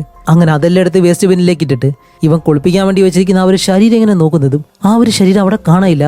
അതിൽ എന്താണെന്ന് മനസ്സിലാവുന്നില്ല. ഇനിയിപ്പോ തോന്നുന്നാണെന്ന് വിചാരിച്ചിട്ട് അവൻ മുന്നിലേക്ക് വന്ന് നോക്കുമ്പോൾ കുറച്ച് ദൂരെയായിട്ട് ആ ഒരു ചുമരിന് പുറകിൽ നിന്നും ആ ഒരു മരിച്ച അപ്പൂപ്പന്റെ ശരീരം എഴുന്നേറ്റ് ഇങ്ങനെ വരുന്നു. എന്റെ അമ്മോ, ഇത് കാണുമ്പോൾ തന്നെ അവൻ പെട്ടെന്ന് പേടിച്ചിട്ട് ഡോർ തുറന്ന് വെളിയിലേക്ക് ഓടാൻ ശ്രമിക്കുമ്പോൾ ആ ഡോറും തുറക്കാൻ കഴിയുന്നില്ല. അവൻ എന്ത് ചെയ്യണമെന്ന് അറിയത്തില്ല. ആകെ പേടിച്ചിട്ട് അടുത്തുള്ള ആ ഒരു കബോർഡ് എങ്ങനെയാണ് തുറന്ന് അതിനകത്ത് കയറി ഇങ്ങനെ ഒളിച്ചിരിക്കുകയാണ്. എന്നിട്ട് ആ ഒരു ഗ്യാപ്പിലൂടെ വെളിയിലേക്ക് നോക്കുമ്പോൾ ആ ഒരു അപ്പൂപ്പൻ അങ്ങനെ നടന്നിങ്ങനെ വരുന്നു. കുറച്ച് കഴിഞ്ഞിട്ട് ആ ഒരു കബോർഡിനടുത്തേക്ക് വന്ന് കബോർഡ് തുറന്ന് അതിനകത്തേക്ക് കയറാണ്. അവൻ പേടിച്ചു നോക്കുമ്പോഴത്തേക്ക് രണ്ടു വശങ്ങളിലും മരിച്ച ആത്മാക്കൾ ഇങ്ങനെ നിന്നിട്ട് അതിലിനെ അവിടെ വെച്ച് കൊല്ലുകയും ചെയ്യാണ്. അങ്ങനെ അത് കഴിഞ്ഞിട്ട് ഇവിടെ നമ്മുടെ സീതയെ കാണിക്കുമ്പോൾ ആ ഒരു അപ്പൂപ്പനായിട്ട് ബന്ധമുള്ള സ്ത്രീ ഉണ്ടല്ലോ, അവൾ പെട്ടെന്ന് സീതയോട് ചോദിക്കും, അല്ല നീ പാപം ചെയ്തു കഴിഞ്ഞാൽ ആരോടാ കരുണ ചോദിക്കുന്നത്? കാരണം നീ ഒരു മതത്തിൽ വിശ്വസിക്കുന്നില്ല. അങ്ങനെയാണെങ്കിൽ നീ എന്തെങ്കിലും പാപം ചെയ്തു കഴിഞ്ഞാൽ ആരോടാ നീ ആ ഒരു കരുണ ചോദിക്കുന്നത് എന്നിങ്ങനെ ചോദിക്കുമ്പോൾ അവള് പറയും, ഞാൻ മറ്റൊരു വ്യക്തിയോട് പാപം ചെയ്തു കഴിഞ്ഞാൽ ആ ഒരു വ്യക്തിയോട് തന്നെ ഞാൻ ക്ഷമ ചോദിക്കും, വേറെ ഒന്നുമില്ല. അപ്പോൾ ചോദിക്കുന്ന ഈ ദൈവത്തിനോട് പാപം ചെയ്തു കഴിഞ്ഞാൽ അപ്പൊ അതിനൊരു മറുപടിയും പറയാതെ സീത അവിടെ നിന്ന് പോവാണ്. അപ്പോഴേക്കാണ് അവള് പറയുന്നത്, എനിക്ക് ചെറുപ്പം മുതലേ ആരുടെയും സ്നേഹം കിട്ടിയിട്ടില്ല. എന്റെ അച്ഛനും അമ്മയും വരെ എന്നെ വെറുത്തിരുന്നു. പക്ഷെ ഇപ്പൊ അയാളിൽ നിന്ന് ആ ഒരു സ്നേഹം കിട്ടിയപ്പോ ഞാൻ ആ ഒരു സ്നേഹം തിരിച്ചു കാണിച്ചു, അത്ര മാത്രമേ ഉള്ളൂ എന്നല്ല പറഞ്ഞുകൊണ്ട് നിൽക്കുന്ന അതേ സമയം പെട്ടെന്ന് നാനി പറഞ്ഞ ആ ഒരു അമ്മൂമ്മയുടെ ഭർത്താവുണ്ടല്ലോ ഒരു കത്തിയും കൊണ്ട് ഇവളെ കൊല്ലാനായിട്ട് വരികയാണ്. കുത്താനായിട്ട് വരുമ്പോൾ അതിന് മുന്നേ തന്നെ നമ്മുടെ സീത അവളെ പിടിച്ച് അടുത്തൊരു റൂമിലേക്ക് കൊണ്ടുവരും. വേറെ ഒന്നുമല്ല, നാനി പറഞ്ഞ ആ ഒരു മുത്തശ്ശിയുടെ ആത്മാവ് പറഞ്ഞതുപോലെ ഇവളെ കൊന്നു കഴിഞ്ഞാലേ ആ ഒരു മുത്തശ്ശി അയാളുടെ മുന്നിൽ പ്രത്യക്ഷപ്പെടുത്തുള്ളൂ. അതുകൊണ്ടാണ് അയാൾ ഇങ്ങനെ കൊല്ലാനായിട്ട് വരുന്നത്. അങ്ങനെ ഇവരായാലും ഡോറും പിടിച്ചിട്ട് അങ്ങനെ നിൽക്കുന്ന സമയത്ത് ആ ഒരു പെണ്ണാണെങ്കിലും പെട്ടെന്ന് പുറകിലേക്ക് പോകുമ്പോൾ പുറകിൽ നിന്നും ഈ അപ്പൂപ്പന്മാരും അമ്മൂമ്മമാരെല്ലാം അവിടേക്ക് വരുന്നുണ്ട്. എന്നിട്ട് അതിലൊരു അപ്പൂപ്പൻ കത്തി കൊണ്ടുവന്ന് ഈ ഒരു പെണ്ണിന്റെ വയറിലേക്ക് ഒരു ഒറ്റ കുത്ത്. അങ്ങനെ അവൾ താഴേക്ക് വന്ന് വീഴുന്നതും നമ്മുടെ സീത ചോദിക്കും, നിങ്ങൾ എന്തായി ചെയ്തേ, അവൾ എന്തിനാ കുത്തിയെന്ന് ചോദിക്കുമ്പോൾ ആ ഒരു അപ്പൂപ്പൻ പറയും, ഈ വേശ്യകൾക്ക് ശിക്ഷ ഇതാണ്, വ്യഭിചരിക്കുന്നവരെ ശിക്ഷിക്കപ്പെടണം, അതാണ് നിയമത്തിൽ പറഞ്ഞിട്ടുള്ളത് എന്നിങ്ങനെ പറയുന്നതും സീതയാണെങ്കിലും അവളുടെ വയറ്റിൽ നിന്ന് ആ ഒരു കത്തി ഊരാൻ ശ്രമിക്കുമ്പോൾ ആ ഒരു പെണ്ണ് പറയും, ഇല്ല സീത, എനിക്കിനി സഹിക്കാൻ കഴിയത്തില്ല, അതുകൊണ്ട് ഞാൻ ചെയ്തത് തെറ്റാണ്, അതിനുള്ള ശിക്ഷ ഞാൻ തന്നെ ഏറ്റുവാങ്ങാന്ന് പറഞ്ഞ ആ ഒരു കത്തി ഊരി അവൾ തന്നെ അവളുടെ വയറിൽ ഒരുപാട് തവണ കുത്തി ആ ഒരു പെണ്ണ് അവിടെ വെച്ച് മരിക്കുകയും ചെയ്യാണ്. അപ്പോൾ സീത ഈ അപ്പൂപ്പനോട് ചോദിക്കുന്നുണ്ട്, എന്തുകൊണ്ടാണ് നിങ്ങൾ ഇങ്ങനെ ചെയ്തതെന്ന് ചോദിക്കുമ്പോൾ നരകം എന്നത് സത്യമാണ്, അതുകൊണ്ട് എന്റെ ശവക്കുഴിയിൽ ഞാൻ ഒരിക്കലും ശിക്ഷ വാങ്ങാനായിട്ട് ആഗ്രഹിക്കുന്നില്ല എന്ന് പറയുമ്പോൾ സീത ചോദിക്കും, ആരാ നിങ്ങളോട് പറഞ്ഞ നരകവും ദൈവവും എല്ലാം ഉണ്ടെന്ന്? അപ്പൊ അവരപ്പൂപ്പൻ പറയുന്നേ, ടി വിയിൽ അത് പറയുന്നുണ്ട്, നീ പോയി നോക്കാൻ പറയുമ്പോൾ സീതയാണെങ്കിൽ അവിടെ നിന്ന് എഴുന്നേറ്റ് ഇതാരാ പറയുന്നതെന്ന് ചോദിച്ച് നേരെ ടി വിയുടെ അടുത്തേക്ക് ചെന്ന് നോക്കുമ്പോഴത്തേക്ക് അതില് ഒരുപാട് പേര് നമ്മുടെ സീത പറഞ്ഞ ഒരു കാര്യത്തെ എതിർത്തുകൊണ്ട് മതത്തെ വിമർശിക്കുന്ന ഒരു സ്ത്രീയാണ് എന്ന് പറഞ്ഞ് ഇവളെ കുറ്റപ്പെടുത്തി ഒരുപാട് പേര് അതിനെതിരായിട്ടുള്ള തെളിവുണ്ടല്ലോ. എന്താണെന്ന് വെച്ചാൽ കുറ്റം ചെയ്തവർ മരിച്ചു കഴിഞ്ഞാൽ അവരുടെ ശവക്കുഴിയിൽ അവർ പീഡിപ്പിക്കപ്പെടും, അവർക്ക് അതിനുള്ള ശിക്ഷ കിട്ടും, അവർ കരയുന്ന ആ ഒരു ശബ്ദം അത് റെക്കോർഡ് ചെയ്ത് ഒരുപാട് പേര് ഇങ്ങനെ കേൾപ്പിക്കുന്നുണ്ട്. എന്നിട്ട് ഇതിന്റെ പേരിൽ ഒരുപാട് പേര് കലാപങ്ങളെല്ലാം അഴിച്ചുവിടുന്നുണ്ട്. അതുപോലെ ഒരുപാട് സാധാരണ ആളുകള് അവരെല്ലാവരും നമ്മുടെ സീതയെ കുറ്റപ്പെടുത്തുന്നു, ഇതിനെല്ലാം കാരണം നീയാണെന്നെല്ലാം പറഞ്ഞിട്ട്. ഇത് കാണുന്നത് നമ്മുടെ സീതയാണെങ്കിലോ അപ്പൊ ഇത്രയും തെറ്റുകൾ ചെയ്ത സുധമ എന്ന് പറഞ്ഞിട്ട് ആ ഒരാള് ഒരു കുഴപ്പമില്ലാതെ ആ ഒരു ശവക്കുഴിയിൽ കിടന്നുറങ്ങാണ്. ഇന്ന് ഇതിനൊരു തീരുമാനം വരുത്തിയിട്ടുള്ള കാര്യമെന്നും പറഞ്ഞ് അവൾ അയാളുടെ ശവക്കുഴി വീണ്ടും തോണ്ടാനായിട്ട് ഇങ്ങനെ പോവാണ്. അങ്ങനെ നമ്മുടെ സീതയാണെങ്കിലും നേരെ അയാളുടെ ആ ഒരു ശവക്കുഴിയുടെ അടുത്തേക്ക് ചെന്നിട്ട് അത് കുഴിക്കാൻ തുടങ്ങും. കുഴിച്ച് ആ ഒരു തടിയെല്ലാം മാറ്റി ഉള്ളിലേക്ക് വന്ന് നോക്കുമ്പോൾ ആഹാ, ആ ഒരു അപ്പൂപ്പന്റെ ശരീരം അവിടെ കാണാനില്ല. സീതയിരിക്കുന്ന ആ ഒരു കുഴി പൊളിഞ്ഞിട്ട് അവള് കുറച്ചുകൂടി താഴേക്ക് വന്ന് വീണ് പിന്നീട് കാണിക്കുമ്പോൾ അവളിപ്പോൾ ഉള്ളത് കുട്ടിക്കാലത്ത് അവർ ആ ഒരു സ്കൂളിൽ നിന്ന് രക്ഷപ്പെടാൻ വേണ്ടി ഒരു തുരങ്കത്തിനകത്തേക്ക് കയറിയില്ലേ, അതിനകത്താണ്. അതുമല്ല അതിനകത്ത് വന്ന് വീഴുമ്പോൾ തന്നെ അവൾക്ക് മനസ്സിലായി ഇതെല്ലാം അവൾക്ക് തോന്നുന്നതാണ്, ഇതൊരിക്കലും റിയൽ അല്ല എന്നെല്ലാം പറഞ്ഞിങ്ങനെ നിൽക്കുമ്പോൾ പലയിടങ്ങളിൽ നിന്നും എന്തൊക്കെയോ ശബ്ദങ്ങൾ കേൾക്കുന്നുണ്ട്, മരിച്ചവരുടെ എല്ലാവരുടെയും ശബ്ദം. അങ്ങനെ അവൾ നിൽക്കുമ്പോഴത്തേക്കാണ് അവളുടെ പുറകെ ഇസ്മായിൽ എന്ന് പറഞ്ഞ ഒരു ചെറിയ പയ്യന്റെ ആത്മാവ് ഇങ്ങനെ വന്ന് നിന്നിട്ട് എന്നെ സഹായിക്കുന്നു പറഞ്ഞ് അലറി വിളിക്കുന്നതും സീത അവിടെ നിന്നും മറ്റൊരിടത്തേക്ക് ഓടിയിട്ടാണ്, ഇല്ല എനിക്കിത് തോന്നാണ് എന്ന് പറഞ്ഞ് കുറച്ച് മുന്നിലേക്ക് വരുമ്പോൾ ആദിൽ അവിടെ നിന്നിട്ട് ആ ഒരു അപ്പുവന്റെ ശരീരം അങ്ങനെ കഴുകുന്നതാണ് കാണുന്നത്. അവൻ നല്ലതുപോലെ കരയുന്നുണ്ട്. അടുത്തേക്ക് ചെന്ന് ആദിലെന്ന് വിളിക്കുമ്പോൾ അവനാണെങ്കിലും പെട്ടെന്ന് തിരിഞ്ഞു നോക്കുന്നില്ല. അതേസമയം അവളുടെ പുറകെ കാണിക്കുമ്പോൾ ആദിലെ അവളുടെ പുറകെ ഇങ്ങനെ നിൽക്കുന്നു. എന്നിട്ടാണെങ്കിലോ അവള് പെട്ടെന്ന് ആദിൽ നീ എന്താ ചെയ്യുന്നതെന്ന് ചോദിക്കുന്നതും ഇതുപോലെ ശബ്ദം കേട്ട് വീണ്ടും അവള് പേടിച്ചോടാൻ തുടങ്ങാണ്. അപ്പോഴും അവൾ ഓടുമ്പോഴത്തേക്കും പറയുന്നുണ്ട്, ഇതെല്ലാം എനിക്ക് തോന്നുന്നതാണ് എന്നെല്ലാം പറഞ്ഞ് ഓടി ഇങ്ങനെ വരുമ്പോൾ ഇവരുടെ ആ ഒരു ബേക്കറി ഉണ്ടല്ലോ, അതിനകത്ത് നിന്ന് ഒരുപാട് നേരം അവിടെ നിന്ന് വിഷമിച്ച് ഇവൾക്ക് എന്തൊക്കെയാണ് സംഭവിക്കുന്നത് അറിയാൻ കഴിയുന്നില്ല. അവിടെ നിന്ന് മറ്റൊരിടത്തേക്ക് വരുമ്പോൾ ഒരുപാട് കുട്ടികൾ അവിടെ ഇരുന്നിട്ട് ഞങ്ങൾക്ക് പേടിയാണ്, ഞങ്ങളെ സഹായിക്കുക എന്നെല്ലാം പറയുമ്പോൾ സീത ചോദിക്കും എങ്ങനെ? അപ്പോൾ അവർ പറയും ഇസ്മായിലിനെ രക്ഷിക്കണം, അവനെ നീയാണ് അവിടെ തനിച്ചാക്കിയതെന്ന് പറയുന്നതും അവളുടെ പുറകെ തന്നെ അടുത്തൊരു രൂപത്തെ അവൾ കാണുന്നു, അതല്ലറി വിളിക്കുന്നതും. ഇപ്പൊ ഈ ഒരു സീൻ എങ്ങനെ വിവരിച്ച് തരണമെന്ന് അറിയത്തില്ല. സത്യം പറയാലോ, ഈ ഒരു മൂവി നിങ്ങൾ നേരിട്ട് കാണുവാണെങ്കിൽ എന്തോ ഒരു നരകത്തിലെത്തിയ ഫീൽ ആയിരിക്കും നിങ്ങൾക്ക് ഉണ്ടാവാൻ പോകുന്നത്.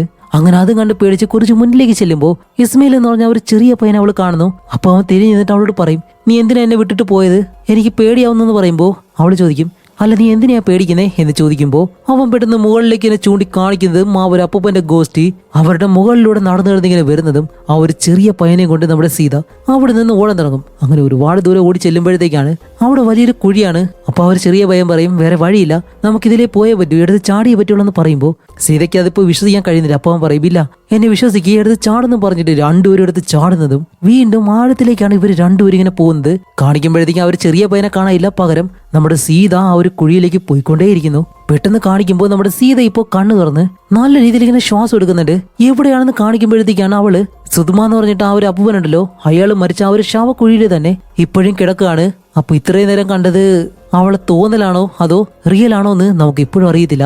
അങ്ങനെ അവള് കിടക്കുന്നതും ഇതിന് മുകളിലൂടെ പോയ ഒരു പാമ്പുണ്ടല്ലോ, അത് പതിയെ അവളുടെ മുകളിലൂടെ ഇഴഞ്ഞ് ഇപ്പോ ആ ഒരു അപ്പൂപ്പന്റെ ശരീരത്തിലേക്ക് കയറാണ്. എന്നിട്ട് പതിയെ അയാളുടെ വായിനുള്ളിലൂടെ കയറി അയാളുടെ ഉള്ളിലേക്ക് അത് പൂർണ്ണമായിട്ട് കയറുന്നതും അവൾ ആ ഒരു ക്യാമറ എടുത്ത് റെക്കോർഡ് ചെയ്യാൻ തുടങ്ങും. അതേസമയം അയാൾ പതിയെ എന്തൊക്കെയോ ശബ്ദം ഉണ്ടാക്കി അയാളുടെ ശരീരം പെട്ടെന്ന് എഴുന്നേറ്റിരുന്നിട്ട് കരയാൻ തുടങ്ങുകയാണ്. അപ്പൊ സീതയാണെങ്കിലും പേടിച്ചിങ്ങനെ കിടക്കുന്ന സമയത്ത് കുട്ടിക്കാലത്ത് അവൾ അവർ സ്കൂളിൽ പഠിക്കുമ്പോൾ ഒരു ടീച്ചർ തെറ്റ് ചെയ്തവരെ ശവക്കുഴിയിലേക്ക് കിടത്തുമ്പോൾ അവർക്ക് ഓരോ ശിക്ഷകളായിട്ട് കൊടുക്കുമെന്ന് പറയുമല്ലോ.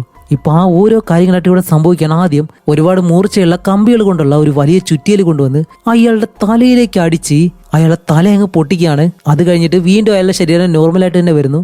പിന്നീട് കാണിക്കുമ്പോൾ അയാളുടെ ദേഹത്തേക്ക് കല്ലെറിഞ്ഞ് അയാളുടെ തല അങ്ങ് പൊട്ടിക്കുന്നു. അപ്പോഴും അയാൾ വേദന സഹിക്കണം, അയാൾ അലറി വിളിക്കുന്നുണ്ട്. ഇതെല്ലാം കണ്ടിട്ട് സീതയ്ക്ക് സഹിക്കാൻ കഴിയുന്നില്ല. അത് കഴിഞ്ഞ് കാണിക്കുമ്പോഴത്തേക്കും ഒരുപാട് പാമ്പുകൾ വന്ന് അയാളുടെ മുഖത്തേക്ക് കൊത്തി. അപ്പോഴും അയാൾ ഒരുപാട് വേദന സഹിച്ച് താഴേക്കൊന്ന് വീഴുന്നു. വീണ്ടും അയാളുടെ ശരീരം നോർമലായിട്ട്. പിന്നീട് കാണിക്കുമ്പോൾ വലിയൊരു ചേത്താനാണോ എന്താണെന്ന് പോലും അറിയത്തില്ല, അതങ്ങനെ അയാളുടെ മുന്നിലേക്ക് വന്നിട്ട് അയാളുടെ മുന്നിൽ വന്ന് അലറി വിളിച്ച് അയാളെ പല രീതിയിലും അയാൾക്കുള്ള ആ ഒരു ശിക്ഷ കൊടുത്തുകൊണ്ടേയിരിക്കുകയാണ്. ഇതെല്ലാം കണ്ട് നമ്മുടെ സീതയ്ക്കാണെങ്കിൽ ഇപ്പോൾ സഹിക്കാൻ കഴിയുന്നില്ല, അവള് പേടിച്ചു പോയി. ഇതെല്ലാം കാണുമ്പോൾ തന്നെ നമ്മുടെ സീത പെട്ടെന്ന് ഇതെല്ലാം കണ്ട് പേടിച്ച് സീത കരയാൻ തുടങ്ങും. എന്നിട്ട് അവള് പറയും, എനിക്ക് പശ്ചാത്തപിക്കണം, ഞാൻ ആരോടെ ചോദിക്കണ്ടേ, എനിക്ക് പശ്ചാത്തപിക്കണമെന്നെല്ലാം പറഞ്ഞിട്ട് അവള് കരയാൻ തുടങ്ങും. കാരണം ഇത്രയും കാലം ദൈവത്തിൽ വിശ്വസിക്കാത്ത അവള് ഇതെല്ലാം കണ്ടിപ്പോൾ വിശ്വസിക്കാൻ തുടങ്ങുകയാണ്. അവള് കരഞ്ഞു പറയുന്നുണ്ട്, ഞാൻ അല്ലാഹുവിനോട് ക്ഷമ ചോദിക്കുന്നതെല്ലാം പറഞ്ഞിട്ട് ഒരുപാട് കരഞ്ഞു വിളിക്കുമ്പോൾ സത്യം പറയലോ ഈ ഒരു സീൻ എങ്ങനെ എനിക്ക് വിശദീകരിച്ച് തരണമെന്ന് അറിയത്തില്ല. അതുപോലെ നമ്മളെ ഒരു വല്ലാത്ത അവസ്ഥയിലേക്ക് കൊണ്ടുപോകുന്നൊരു സീനാണിത്. അങ്ങനെ അതെല്ലാം കഴിഞ്ഞ് കാണിക്കുമ്പോൾ അതിൽ പെട്ടെന്ന് ആ ഒരു ശവക്കുഴി തോണ്ടി അവളെ വലിച്ച് പുറത്തേക്കെടുക്കാണ്. കാണിക്കുമ്പോൾ അവന്റെ ഒരു കണ്ണ് നഷ്ടപ്പെട്ടു പോയി. അങ്ങനെ ആദിലിനെ വിളിച്ചിട്ട് അവിടെ നിന്ന് നടന്നു പോകുമ്പോൾ പെട്ടെന്ന് ആരോ വന്നിട്ട് അവളോട് ചോദ്യം ചോദിക്കുന്നുണ്ട്, ആരാണ് നിങ്ങളുടെ ദൈവം? ആ ഒരു ചോദ്യത്തിൽ ഈ ഒരു മൂവി ഇവിടെ വെച്ച് അവസാനിക്കുകയാണ്. ഇപ്പൊ ഈ ഒരു മൂവിയില് ദൈവത്തിൽ വിശ്വസിക്കാത്ത ഒരാള് അവസാനം ദൈവത്തിൽ വിശ്വസിക്കുന്നു എന്നുള്ള രീതിയിലാണ് ഈ ഒരു മൂവി അവസാനിപ്പിക്കുന്നത്. പക്ഷെ ഇതിൽ എനിക്ക് മനസ്സിലാവാത്തൊരു കാര്യം എന്താണെന്ന് വെച്ചാല് ഇപ്പൊ ഈ ഒരു മൂവിയിൽ തന്നെ നമുക്ക് ചോദിക്കണമെന്നുണ്ടെങ്കിൽ ഒരുപാട് ചോദ്യങ്ങളുണ്ട്. ദൈവത്തിൽ വിശ്വസിക്കണോ വിശ്വസിക്കാതിരിക്കണോ എന്നുള്ളൊരു ചോദ്യം ഇതിൽ എന്തായാലും വരും. അതിപ്പോ തീരുമാനിക്കേണ്ടത് ഓരോരുത്തരും തന്നെയാണ്. അവരെന്താണോ വിശ്വസിക്കുന്നത് അതിൽ തന്നെ ഉറച്ചു നിൽക്കുക, അത്ര മാത്രമേ ഉള്ളൂ. ഓക്കെ, എന്തായാലും ഈ ഒരു മൂവി നിങ്ങൾക്ക് ഇഷ്ടപ്പെട്ടു എന്ന് വിശ്വസിക്കുന്നു. അടുത്തൊരു നല്ല മൂവിയായിട്ട് ഉടനെ തന്നെ വരുന്നതായിരിക്കും. അതുവരെയും ബൈ.